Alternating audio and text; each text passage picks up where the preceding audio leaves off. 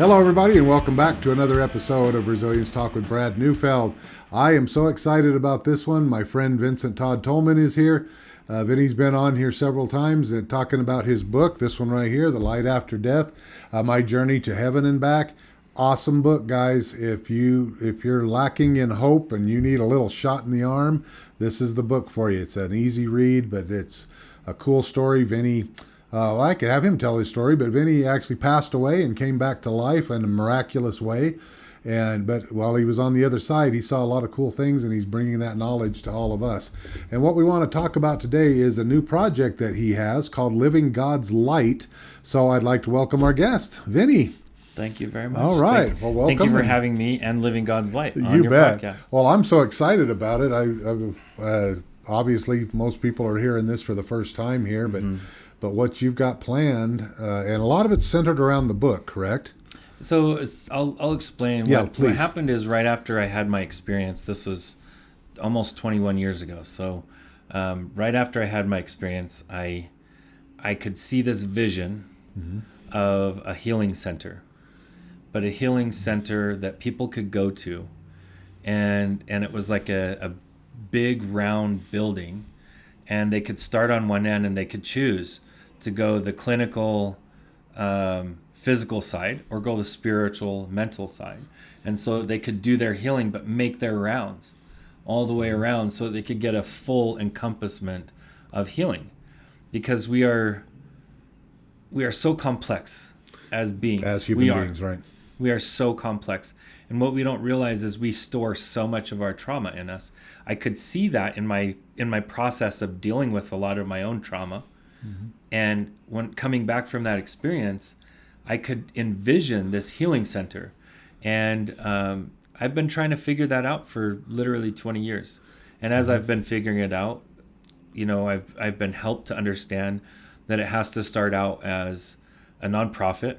And this nonprofit is going to be a spiritual education and training organization that helps people develop a stronger connection to their deity.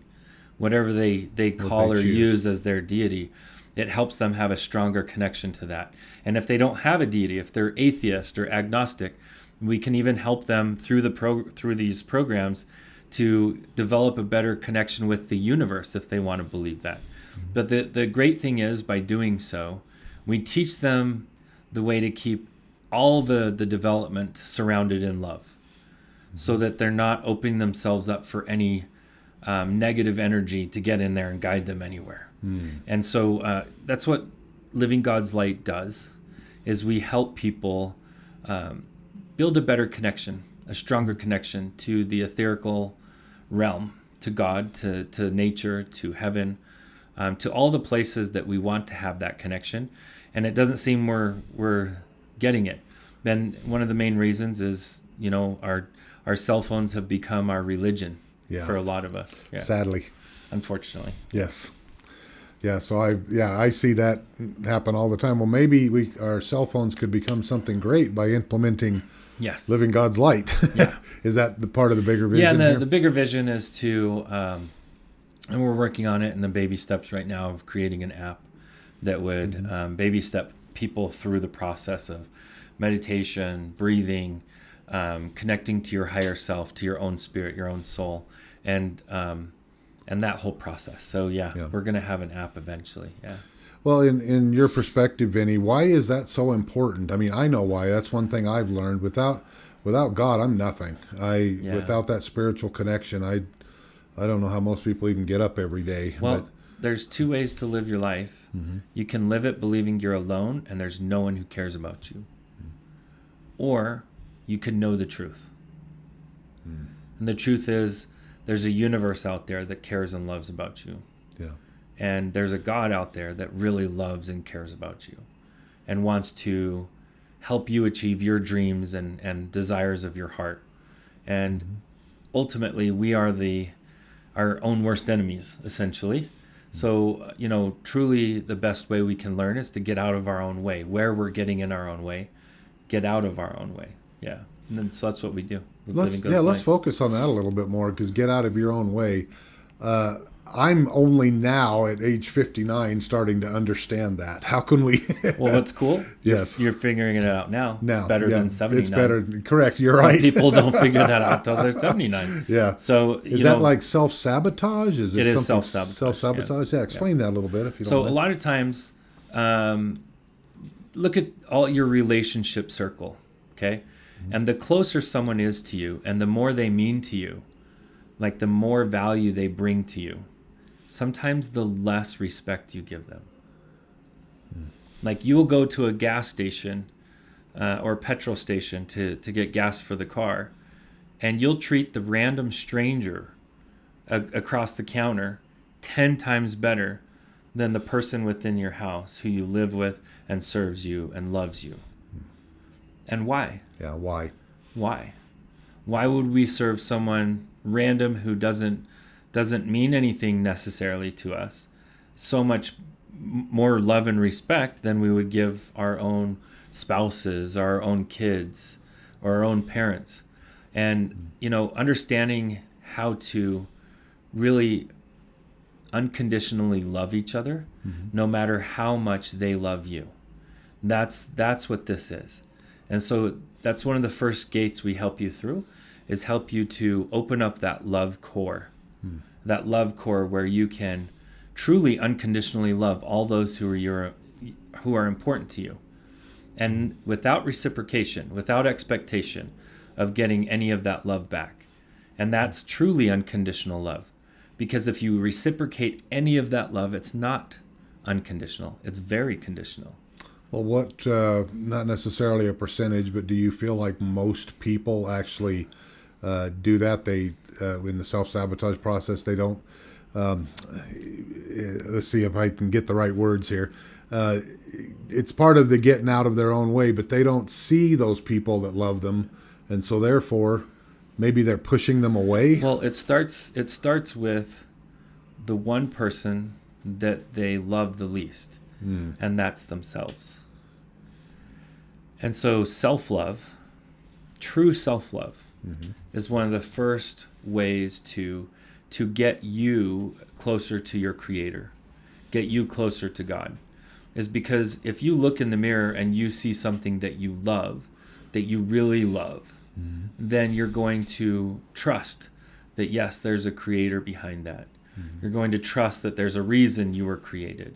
Yeah. There's a purpose behind why you were created. Yeah. So it's all about figuring out the circles of love and figuring out how to build a strong relationship in essentially the first kingdom. Me and you have been taught about the kingdoms. Yeah, the five kingdoms. The five kingdoms, which from Richard Paul Evans yes. is really amazing. And getting corrected in your first kingdom. Because if you can get that correction where you have love directly from God to you and you to God, from there you can actually love others, truly. And do you find that a lot of people out there don't know what their true purpose is? I would say even people that feel very directed and driven to do what they do for a living, a lot of them feel like they have no direction and no purpose other than to get this income, to get this next career step, to get the next car. But what they've found is each time they reach this next goal, they're still just them inside. And the goal itself, achieving it, didn't actually make them feel long-term happiness. It gave them short-term happiness, but not long-term. And the only way to really get that long-term happiness is to settle in and connect to who you really are, who your soul is. Yeah. Okay. Because I know in my work that I've done in working with people, that's what I found to give the greatest success for the clients is I would start right off the bat and say, what do you want? Yeah. Who are you? And they'd be like, well, Brad, tell me how long it's going to take you to fix me, and what do I got to do? And I'm like, well, guess what? I don't know that. Yeah. The only person that knows what's best for you is you and your Creator, but I'm here to help facilitate you making that connection. Yeah. But to me, it starts with who are you and what does the real you want? I know that's a play on the English language, but do you find that same thing that I do. Connecting people with that purpose, helping people find purpose, And what's funny is a lot of times, most times, it's not allowing them to find that purpose. It's allowing them to see the purpose that was always there. Always there, right. Mm-hmm. And not just that, the orchestration, the engineering, the design, the intelligent design behind what has put them through the different stages of life into what they're experiencing right then. Yeah. Because I simply call it the driver. I'm sure you have other terms for it when you finally find that driver, because it's like I use this example every now and then when I'm talking to people that I loved farming. I grew up on a 4,000 acre soybean farm, and I loved it. And I was just like, I can't, I don't want to do anything else. This is what I want to do for the rest of my life. But then when I got here, moved from Alabama, came here to Utah, there was no getting the farm back. It was gone. And my father and I tried to get something going here, and just wasn't happening because of money and the way the world situation was changing and crops being grown in other nations and stuff. We just weren't able to do it. And I was just devastated. And I was lost. I was done. I was like, I have no other purpose. But then one day I was asked to volunteer at a youth center here in town, a center for troubled teenage boys. And I went there, and these boys just kind of gravitated toward me, because me growing up on a farm, it was a whole different way of living and a way of looking at life. And they would just ask me questions, and I'd be like sharing my stories. And it was amazing, Vinnie, how they would just come to me and just tell me, hey, you're helping me with so many things. I've never had anybody like you, and all this other stuff.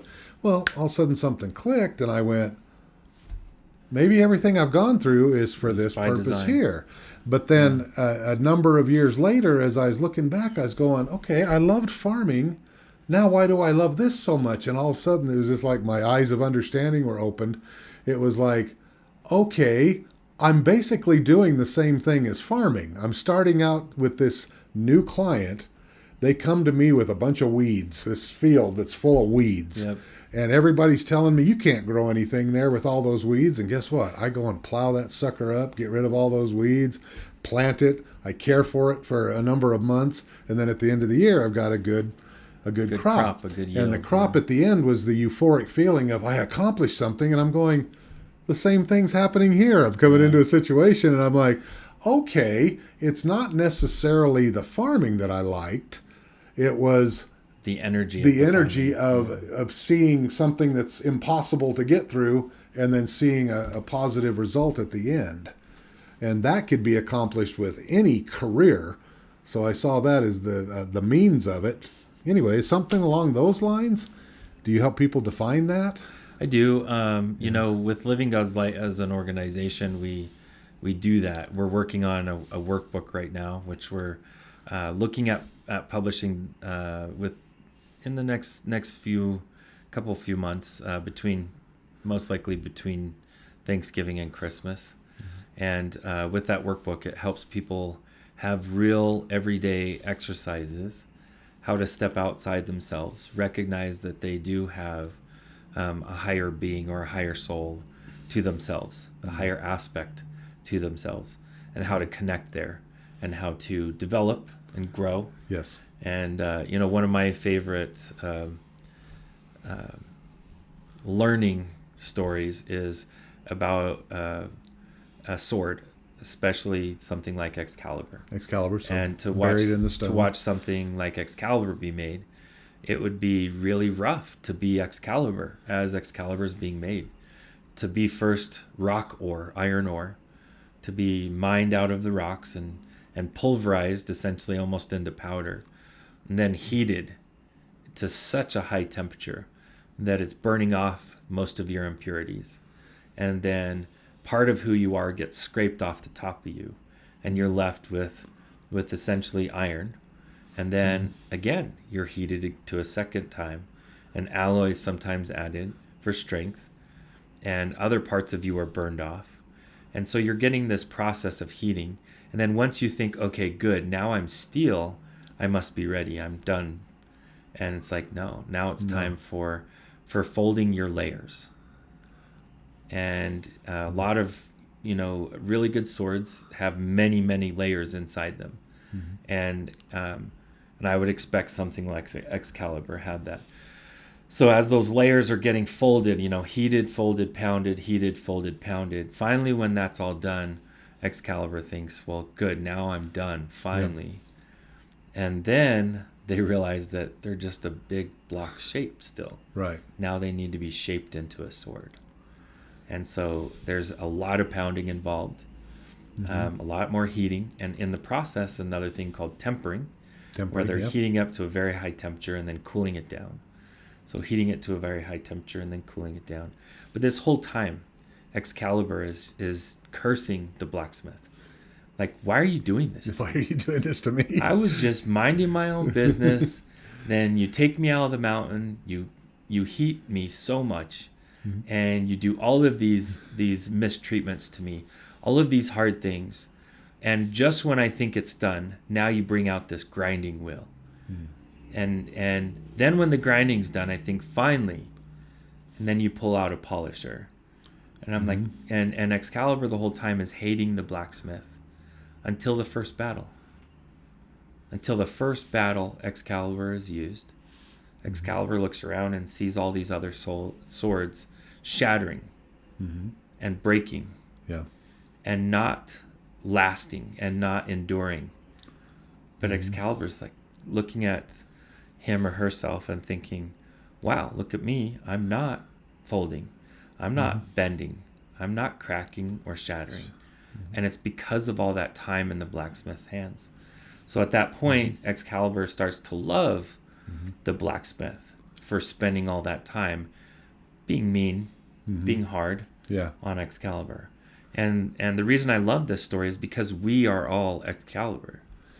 We are. We're in the blacksmith's hands. Yeah. And some of us are a lot stronger than each other, though. Yes. Because we've had lots of time in the furnace, lots of time getting those impurities burned off of us, lots of time grinding and shaping and treating that way. And it's important for us to understand that the more time in our making, the creating of us, the more we bring to the table for the battle, for the warrior. And that's what we are. We are tools in God's hands, every single one of us. Yeah. Well, and as you say, these powerful principles that you'll be teaching and stuff, they're basically for everybody, regardless of your spiritual beliefs. Yes. As you're saying, okay. Absolutely. All religions, all theologies. We work with everybody. We help we essentially take wherever you are in your life, and we help you have a better version of that. A more connected, better version of that. Yeah. Okay. Because I know you and I have talked personally about things as far as how people see their gods, and there's many who see God as just more or less a dictator. Boom, you're going to do things my way or else, and it's like I had the hardest time believing that because. To me, God has created all mankind, and why would he create us all, and then, in his image, and then not like 90% of us? Yeah. And so I wanted to bring this up in here because I think this video series, I don't know if anybody out there has seen The Chosen. Yes. And The Chosen, but to me, it's just bringing a whole new aspect in watching how Jesus Christ is treating his disciples and all the people around him. And it's just a refreshing look of, oh my gosh, he's coming in here. He's not bringing the sword. He's coming in saying, what can we all do to help each other out? And yeah, I'm a huge fan of Thanks, The Chosen. Dallas. Anyway. Yeah, thanks, Dallas. Dallas has done a great job with that, and others actually. He's done some other good movies too. But I love The Chosen because it allows you a real look of who Jesus is. And I'm a firm believer that if you take Jesus into a lot of these modern churches here, he would be not accepted. And I think that he would be essentially ostracized or pushed out. I think that he could even stand next to some of the leaders of these churches, and they would have security usher him out. They wouldn't recognize Jesus. But to me, Jesus of his day is Jesus of today. Yes. And Jesus sought out those who needed him, and those those who needed him are the ones that became his apostles. And in that way, I think that we can all be apostles for the light, apostles for our Creator, our God, is by allowing our Creator to connect to us and find us, and us find our Creator, and have that personal relationship so that we can ourselves have that. And I love The Chosen for that. It really gives an authentic, a much more authentic version of what Christ, I think, was and is. Yeah. Yeah, because one of the key points we talked about and discussed was how he didn't just come in and choose the most righteous, most perfect, the people who are preaching his doctrine or what they knew of it at the time of the Bible. He didn't come forward and say, let's see who's following the Abrahamic law the most. Let's see. In fact, he tried with someone like that. Yes. And it didn't work. There's several examples of that in there. Didn't work. Didn't take.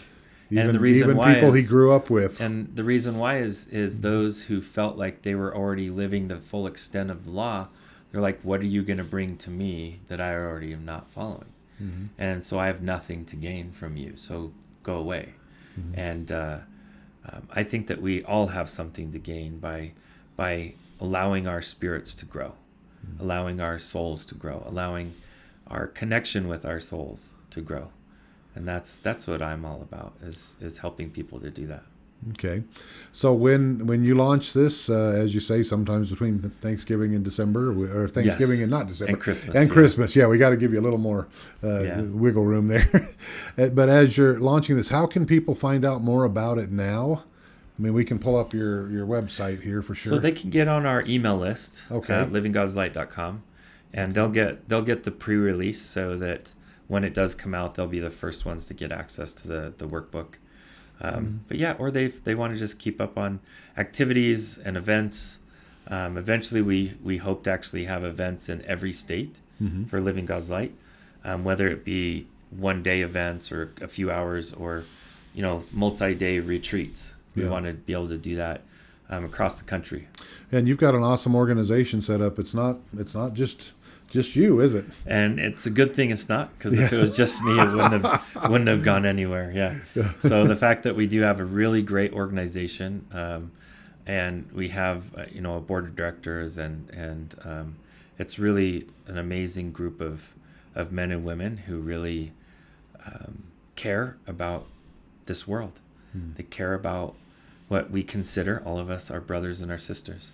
Yes. We want to serve them. We want to help them, and no matter what country they were born in, or what religion, or what race or lifestyle or anything, we want to help all beings with what we do. Yeah. Fantastic. Well, Vinnie, thank you so much for this time. I'm excited for this thing to get launched, and me too. Whatever I can do to help out, I would love to be part of this, and awesome. I'll sign up too. How's that? Perfect. All right, very good. You might know before me. No, just kidding. All right. Well, again, thank you, everybody. Again, a lot of the things that Vinnie talks about is, well, we have just a few more minutes. Vinnie, can you kind of just give a short version of your story here? So in my story, or in my book there, I talk about my experience of having documented over 45 minutes dead in a body bag. And that was documented before they found my body. I was probably dead for a good bit. Wow. And they did put me in a body bag when they found me. And much thanks and appreciation and gratitude to a rookie medic on his first week on the job, feeling a prompting to break protocol. Wow. And go in that body bag and try to resuscitate a dead body. Yeah. Wow. And it was a dead body. Yeah. You were...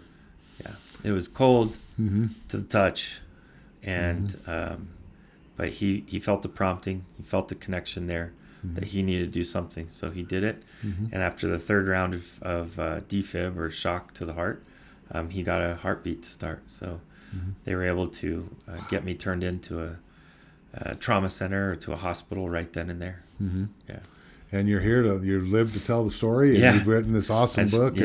and all of your, not all of it maybe, but a lot of your journeys of what you learned on the other side are in here. In there, yep. They're fascinating, folks. You got to get a hold of this book. But Living God's Light, look up livinggodslight.com, and be sure and sign up, and then you'll be the first to know about when this all goes live. But Vinnie, will you please, after you get it really going, you come back and talk to us again? Absolutely. Definitely. All right. I'm excited. Well, anyway, if you have any questions, you can give us a call here at Resilience Talk Network at area code 435-830-6945. Once again, 435-830-6945. And in the show notes here, you'll find all of the links to buy Vinnie's book, and also to find out a little bit more about Living God's Light. And I'm just so excited for this, guys, and I'm so glad he's here on Resilience Talk Network to tell us all about it. Fits right in with our messaging. All right, but look us up at resiliencetalknetwork.com. Get on Facebook and get on, like us on Facebook. Also subscribe on YouTube. Looking forward to getting to know every one of you out there. Until we meet again, go for everything that you want in life and make it happen.